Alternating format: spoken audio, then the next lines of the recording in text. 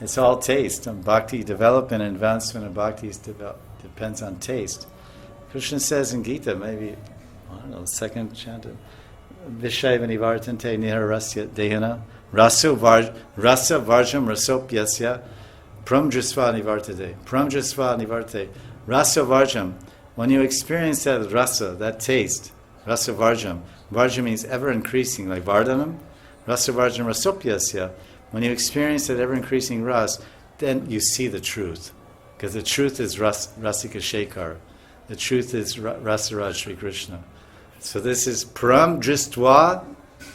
Param, it's simple. Transcendence. Dristi means seeing. Param Dristva. You see the ultimate transcendence. The Parama means the ultimate, the highest, the best, the transcendence. Parama Dristva Nivartate. Then you don't go back. You don't go on that Vartman. You don't go to that path of Vishayi Marg, the path of sense enjoyment. You don't walk on it because you're tasting that ras. This is Gita. Rasuvarjam rasopyasya. Param, you know this verse. Param jisva nivartate. Very nice verse. So that these books. I mean, I have a friend. He's been a long time in Krishna Bhakti. And he said, I feel a little dry, and I really want to love Radha Krishna, but I just can't seem to get anywhere. So I said, why don't you go on the net and download some books, Radha Rasudanidhi and Vilap Kusumanjali with the commentaries of Anantadas Pandit. So he did. And he downloaded a PDF file, the computer.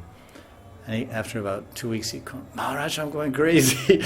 This is so sweet. This is what I've been looking for my whole life. This is amazing. I mean, the words, it's just flowing. And he was going on. I was just holding the phone. He's like, I was holding a phone out here. Okay, it sounds good. And I was like, some, 16-year-old kid just fell in love or something like that. He was crazy, bonkers, flying in the sky, I said, yeah. I told him, I said, I first read that book in 1988. He said, really? I said, yeah, it's still rocking. Still rocks. So he really the fruit was on the tree, it was ripe, it was ready to fall. So the mango was there, and then the bird landed on the tree. Boom! Oh, wow! So what caused the fruit to fall? The bird landing on the tree, or the fruit was ripe? So what caused the devotee, my friend, to become a Raganugiya Bhakta?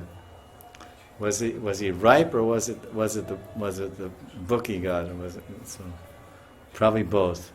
He was ready, and the book was what he needed. And he